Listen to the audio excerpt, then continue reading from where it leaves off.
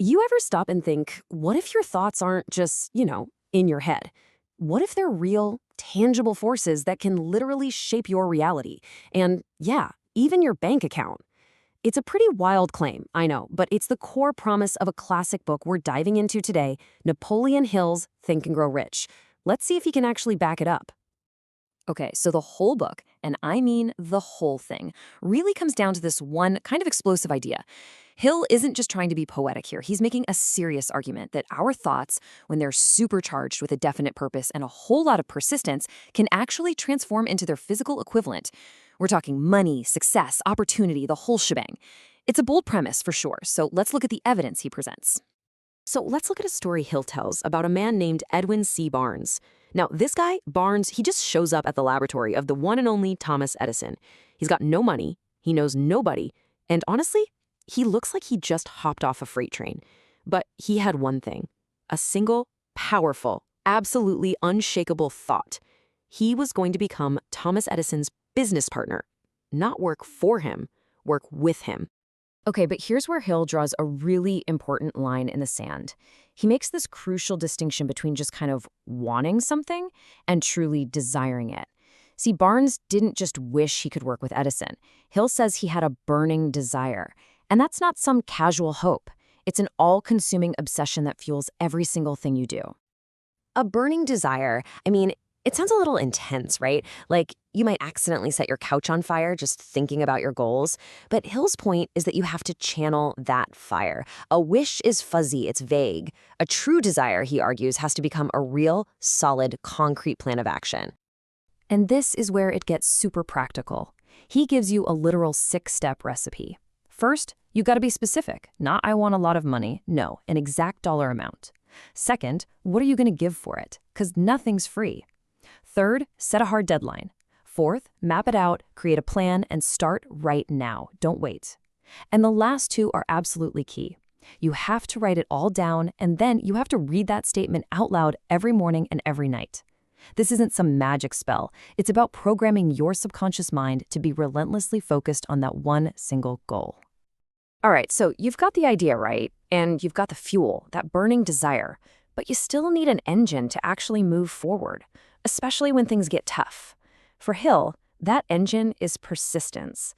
And man, he uses one heck of a story to show you what happens when that engine dies. Okay, put yourself in this situation. You're a gold miner. You've hit the jackpot. The vein is paying out. You've paid off all your debts, and the real fortune, it's just around the corner. So you keep drilling, and then nothing. Silence. The gold vein is just gone. You drill for days, weeks, and all you find is worthless rock. Your hope starts turning to dust. What do you do? Well, this is a true story about a guy named R.U. Darby and his uncle. After weeks of backbreaking, totally fruitless work, they were just defeated. They called it quits. They sold all their expensive machinery to a local junkman for just a few $100, and they took the train home, completely broke and beaten.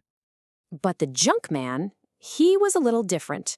He was kind of curious. He thought, let me bring in an expert before I scrap all this.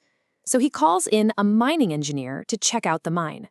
The engineer does some quick calculations, and he discovers something absolutely astonishing.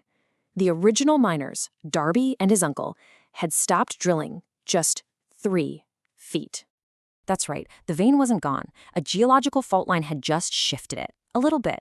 The junkman starts drilling right where the engineer told him to, and boom, he hits one of the richest gold strikes in Colorado history. The guy made millions, all because he kept going just a little bit longer and wasn't afraid to ask for expert advice.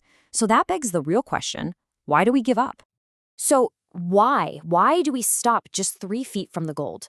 Hill says it's because we all have to face this, internal final boss, and its name is fear. It's the ultimate saboteur. It's the thing that kills our burning desires. But here's the trick to beating this final boss. Hill completely reframes fear. He says it's not some big, scary external monster. It's just a state of mind. And if it's a state of mind, that means it's something we can actually control, right? We can't always control what happens on the outside, but we can, with practice, control our internal response. Let's take the big one he talks about, the fear of poverty. It doesn't always show up looking like a monster. It's way more subtle. You know that feeling of indifference, that, what's the point voice in your head? That's it. It's being unable to make a decision. It's that nagging doubt that you're just not good enough. It's constant worry, being so overly cautious that you're paralyzed. And of course, the king of them all, procrastination. Just recognizing these symptoms in yourself is the first step to taking away their power. So let's put it all together. What's the map we just walked through? We start with one single powerful thought. We fuel it with a burning desire that's focused by a 6-step plan. We power it forward with the engine of pure persistence, especially when we want to quit. And we learn to get past that final boss, fear, by realizing it's just a state of mind that we can choose to control. At the end of the day, it's like this. Your mind, your consciousness, it's a mirror. Whatever you consistently hold inside of it, your main thoughts, your burning desires, your deepest fears, that is ultimately what gets reflected back at you in the real world as your life. So the question this whole book really leaves you with is pretty huge. If a thought really is a thing, and if you truly have the power to choose your thoughts, what one powerful thought are you going to choose to make real? So what do you think? We really want to know. Has this idea ever actually played out in your own life? Tell us about it in the comments below. And hey, if you got something out of this explainer, a simple like goes a long way. And if you want to dive deeper into these ideas or get other materials from our explainers, make sure to join our community over on our Telegram channel, Your Digital Mirror.